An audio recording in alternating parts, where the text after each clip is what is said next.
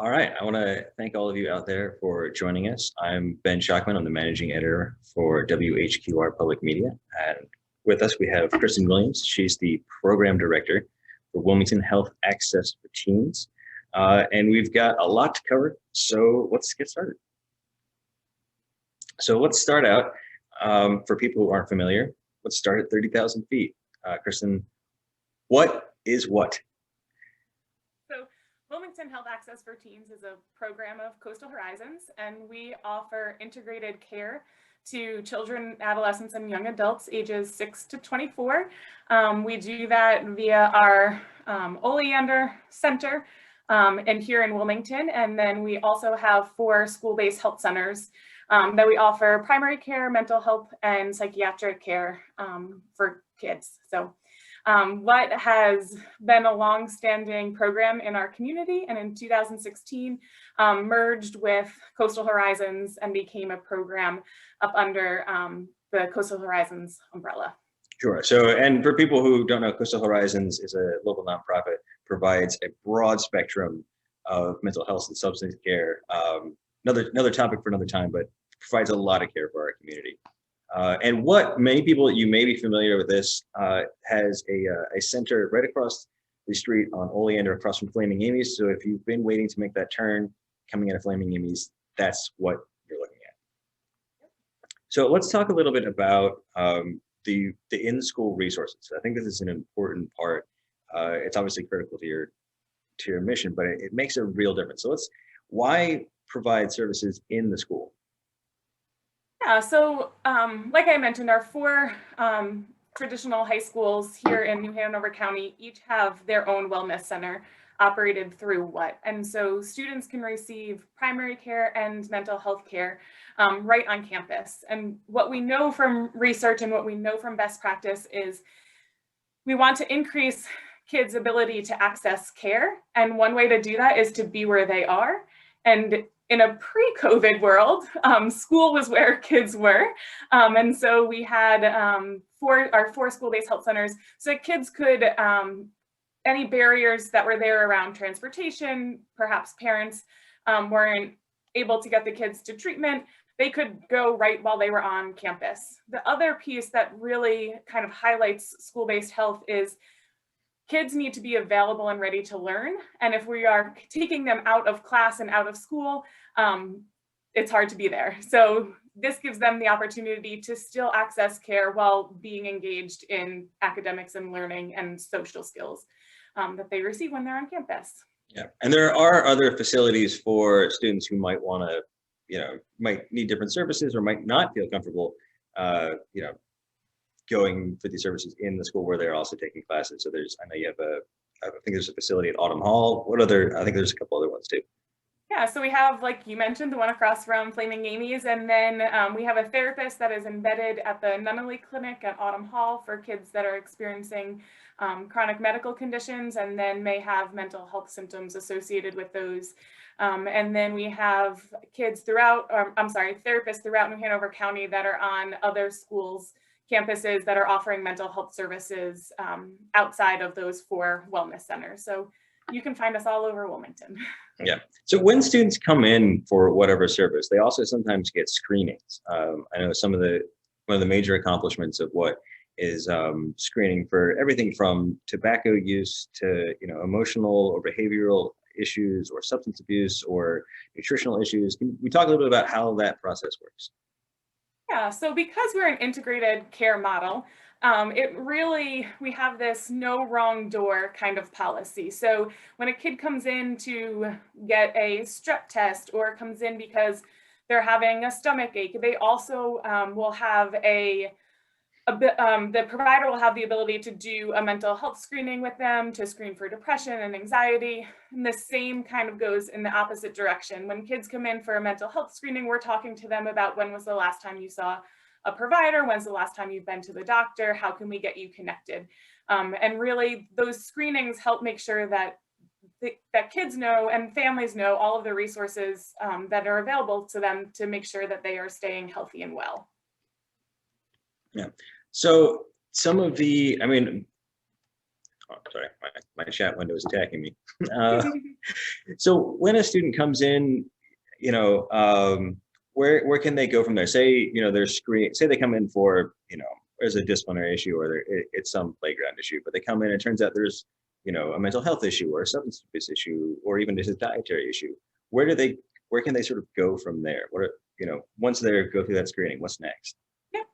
So based on our screenings, we'll kind of determine what is needed in order to help them on their journey to wellness. And so we can offer different treatments in the mental health world of, we do kind of behavioral therapy, we do trauma-focused interventions. We have therapists that are trained in just kind of a variety of models to treat mental health and substance use disorder symptoms. And then on our primary care side, we can do services and treatment for acute issues. We can do them for chronic issues, long-term. So right now we're doing COVID testing. So really whatever it is and ways of treatment, we'll make sure that those kids get connected. Yeah, well, you said the magic word. So let's talk about the elephant in the room. What provides, like you said, a broad range of services for a broad range of issues under non-pandemic conditions.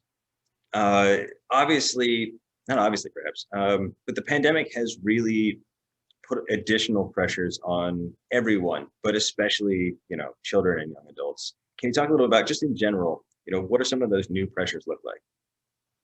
Yeah, so like you said, COVID has, and really this pandemic has affected everyone, not just adults and not just children and youth. But what we are seeing with kids is that this new world, while kids have traditionally been involved in virtual things and have communicated virtually, this new world has really kind of pushed that to the max. And so we're seeing kids have higher rates of anxiety, of depression, of isolation. What we know, though, is that treatment works, which is why we are here. And in this kind of living in this world of a pandemic, this gives us the opportunity to really teach and educate and help not just youth and kids, but also their families and their parents, because it really is a whole system issue. So kids can come in for mental health treatment if they're having increased symptoms, but then also, like I said, we are doing, on the primary care side, we are doing COVID testing, both rapid and confirmatory PCR testing. So our mission is whole person health. And you mentioned this earlier, but I wanted to just reiterate it, because I actually had this misconception too. I thought this program kind of had a hard stop at the end of high school, but that's not true. No, so Wilmington Health Access for Teens started as a program that really focused on adolescent health. And then as we kind of grow and we see what the need is in our community, we now serve kids ages 6 to 24 through our WHAT program. So yes, a little bit of a misnomer, but it has been around for a long time. And so it's what people know us as. Yeah. So for people who are, you know, they graduated from high school, but you have all these great services available, how can they sort of reach out to you? Yeah, so obviously we're living in a virtual world, social media, we have, you know, our Facebook page and we have our website. People can reach out in those ways. They can also come to our Oleander office if they want to receive any kind of mental health, primary care, or psychiatric services. And then really our staff and our team is embedded throughout the community. And so really contacting anyone at Coastal can get them connected to WHAT. So we try to be available and accessible in any way that we can. Especially during the pandemic, I think there's been increased use of telehealth, right? Absolutely, yes. And so it's wonderful, right? Because there are some kids that really doing teletherapy is a better delivery of treatment and service. So kids that maybe social isolation is a issue for them, or social anxiety. Telehealth gives them an opportunity to engage with a therapist in a way that feels a little bit more safe and comfortable, whereas opposed to if they had to come to the office, maybe they would not access treatment. And so we're finding that teletherapy, while not the end all be all and not great for every person, has really kind of given us the opportunity to reach children and adolescent and young adults that maybe we wouldn't have been able to reach before. And then we're still offering services at our Oleander Center, which give kids the opportunity to still come and be in person with somebody and build that relationship in a face-to-face, obviously, with all of, COVID guidelines and CDC guidelines about social distancing and masks and all that kind of stuff. But we're offering both right now, and we're finding that it really is helpful for kids and families. And I think we have a chat question here. I just didn't want to forget it while we're on the topic of teletherapy, but is it covered by insurances? And yes, most insurances cover. And what offers services to people who have private insurance, people who have Medicaid, and also to people who are uninsured. So again, our mission really is to reach those that are in need and need help. And so yes, teletherapy, to answer that question, is covered by most insurances. And that's a great question in general, too, because I was about to ask, we've seen a disturbingly large body of research that the pandemic has hit low income and minority families harder than anyone else. And so those people in particular, limited access to resources, this is a good place for them to go. Absolutely, yes. And we're fortunate enough to have different funding streams that allow us to really tap into resources. So that way, if someone doesn't have the financial ability to access care, that won't become a barrier for them. So we can help them navigate that journey when they come see us. Yeah. Another question, I wanted to get a little bit into some specifics, because these are, as a journalist, these are questions I hear about a lot. One is, and we've been talking about this for the last, I'd say 5 years, is the opioid epidemic. And in my line of work, I spoke to a lot of young adults who were concerned about basically getting in trouble legally if they discussed, a drug issue or substance issue. How does that work in terms of confidentiality? I mean, what does it sort of look like when a student comes in and says, I think I might have a problem? Yeah, so I love that you bring that question up, because I think sometimes we forget about youth when we talk about the opioid epidemic. And so I love that that's a conversation. And so kids can come in and seek us care for a substance use disorder. We do follow HIPAA and then federal regulations for 42 CFR that speak to confidentiality around substance use disorder. And so what we really want kids and youth and young adults to know is that it's okay to talk about, and it's okay to seek treatment for. And there are people who are trained at at Coastal Horizons to be able to offer treatment if they are looking to be on a road toward recovery. That's right. And this is another topic, we've dealt with over the last 3 years. And it's a little bit of a delicate one, but I want to bring it up. And that is the whole spectrum of let's call it sexual harassment to sexual abuse. There's, without going into details, there's been a number of stories about incidents happening in the schools, but of course, schools are a place where sometimes evidence of abuse or harassment outside of the school is noticed by teachers, by counselors, by faculty members. So, how does, and I know you've made increasing steps to sort of build out your ability to coverage this, but how does what sort of interact with that issue? Yeah, so many of our therapists are trained to do trauma-focused cognitive behavioral therapy, which is one treatment model for individuals who have experienced really any traumatic event, but sexual assault could be one of those. We also have therapists that are trained in EMDR and other trauma-focused models to be able to provide treatment and support to someone who is a victim of sexual assault. On top of that, we also do a lot of education within the school system and within the community around how do you access care, how do you ask someone if they've experienced those sorts of things, and then we do our best to really intervene, not just in an individual level, but then how can we really shape the conversation that's happening in our community. So I think for us, as an agency, we know the impact that, again, all trauma has on kids and their development.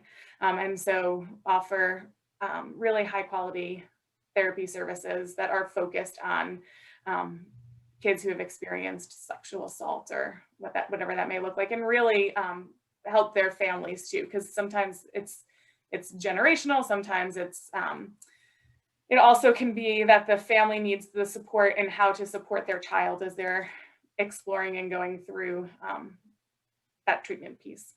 Yeah, and I would ask the same question that I often hear from young folks when it comes to substance abuse issues is, again, the confidentiality piece. So I've spoken with a couple of people who are survivors of childhood abuse, and said one of the reasons that they were concerned about coming forward or seeking help for it was that they were afraid it would spiral out of control, or other people would find out, things like that. So how does that part of it work?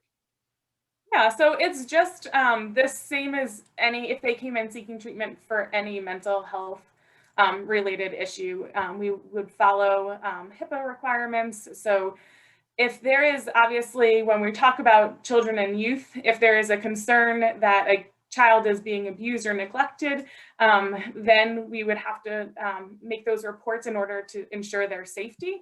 But outside of that, we really want people to engage in care. And so confidentiality is, like, to your point, Ben, is really important to them. And so we hold that in high regard. And while WHAT has therapists that are trained, we also have our RCC, or Rape Crisis Center, that can help children all the way up through end of life, regardless of when the sexual assault happened, and really can help walk that journey with them in a way that's comfortable for them. So while we have our victim advocates and we have people who can do the treatment, it really is up to the individual how much they choose to engage. Yeah, and I've personally known several people who have gone to the crisis center, and it's been incredible in their lives. So if you have a friend, if you have someone you think might need help, how can they find those resources for the Rape Crisis Center? Yeah, so the easiest way is through our website. So if you go just to coastalhorizons.org, you can find all of our services. You can find services about the Rape Crisis Center, about WHAT, but then also about all of our adult primary care, mental health, and substance use treatment. You can find services about our enhanced levels of care for kids, so intensive in-home and family preservation. There's tons of really good resources on there.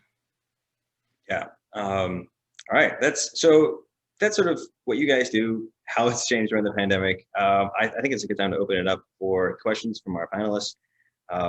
Let's hear what you guys want to know about.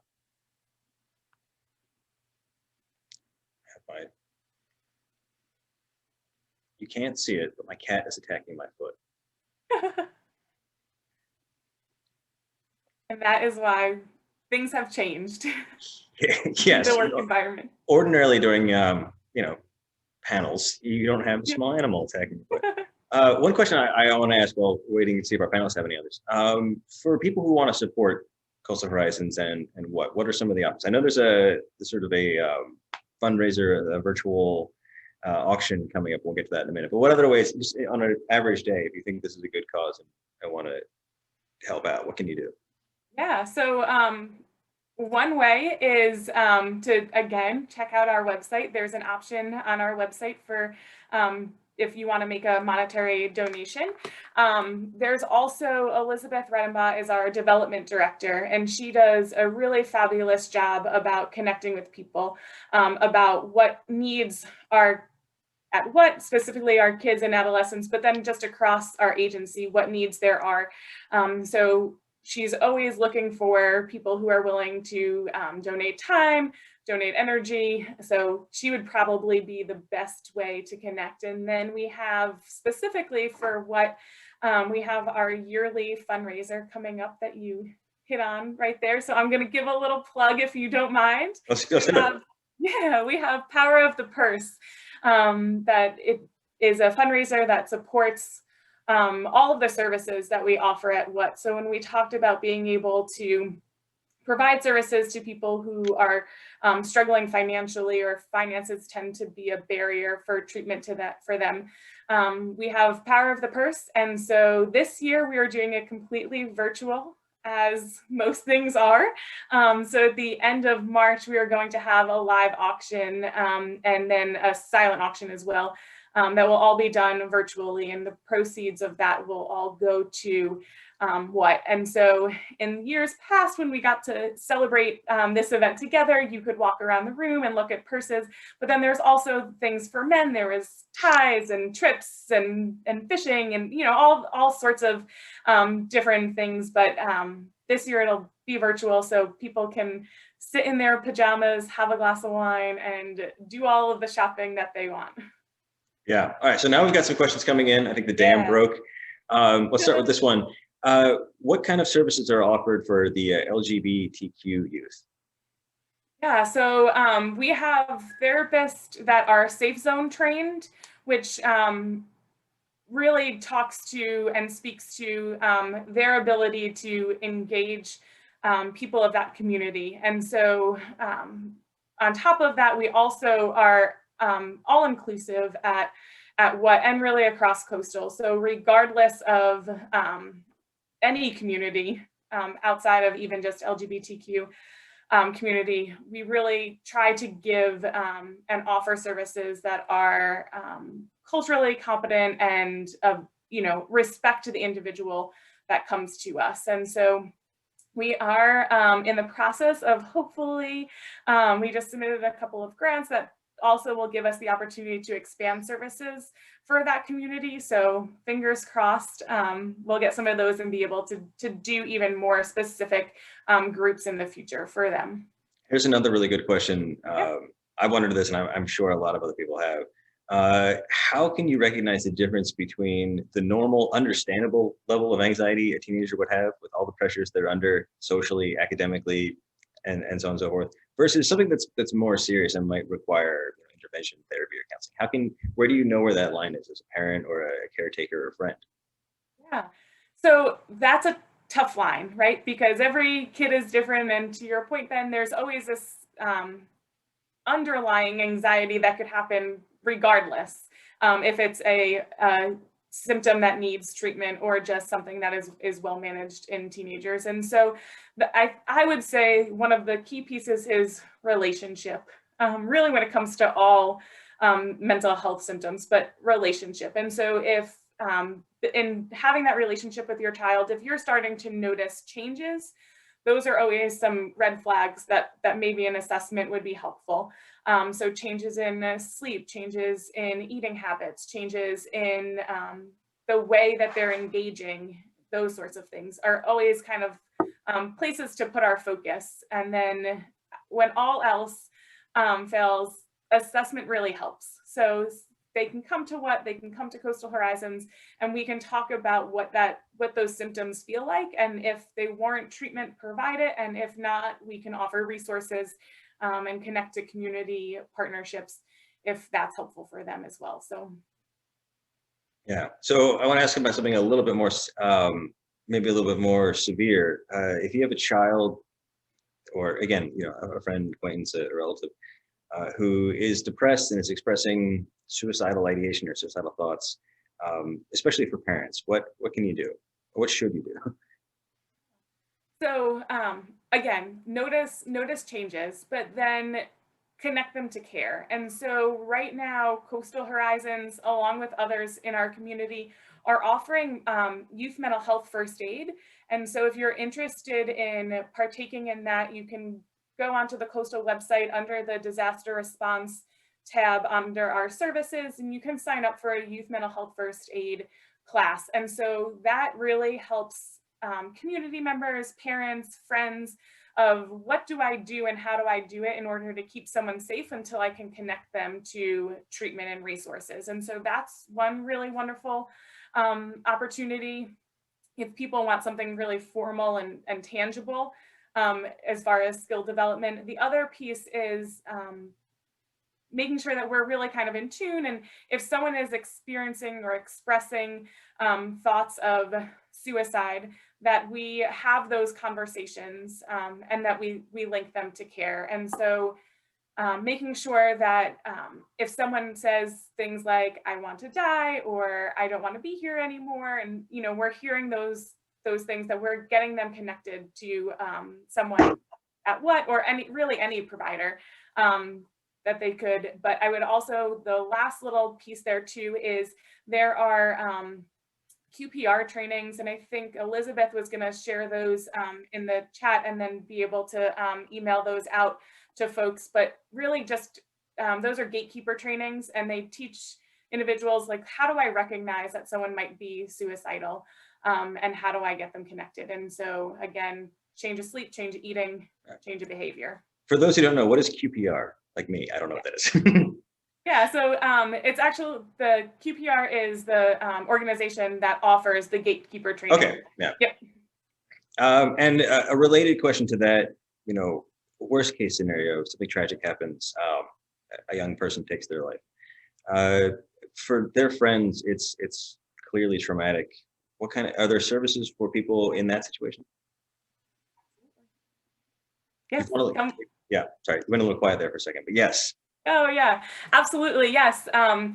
We often know that when individuals have experienced a friend or a classmate or a acquaintance has a death by suicide, that there can be some underlying and residual effects that happen for us as individuals who are left behind. And so we really encourage people to reach out and to access care, because those are normal feelings to have. But then also we want to make sure that we're helping you manage those feelings so that they don't become overwhelming and impact functioning. Yeah. Well, we are getting to the end of our half an hour here. I wanted to note the auction you mentioned earlier. If people want to find out about that, there will be information as we get closer to that on your Facebook page. And if they sign up for this virtual forum, then they're already sort of on a list for an email, more information about that. In our last, couple minutes here, what else that we didn't get to that you would want people to know about? What? I think for us at Coastal Horizons, we are really committed to our community. And so we want people to know more than anything that help is out there if they feel like they need it, and treatment is out there and works. And so if you are looking for an integrated care practice to be able to get your mental health and your physical health care needs, especially for kids. We have our 4 wellness centers on the high schools, but then we also have our Oleander Clinic, and we encourage all of those people that feel like they could benefit from support to reach out to us. I heard from a therapist once that there's never, he put it this way, it's never been tougher, but there's never been more help. Yep. And we do our best to, not only are our therapists trained in multiple models, but as are our primary care providers. And so we do our best to really be able to meet the needs of our community. And so if we're noticing that there's a gap, then that's where we're focusing our attention. That's fantastic. Well, that's about it. I know people have to get back to their days. For all the panelists who joined us for this, I really thank you, Cristen Williams, Program Director for WHAT. Thank you so much. I hope all of you have an excellent day. And I hope this, I hope this was good information for people. Thanks, Ben.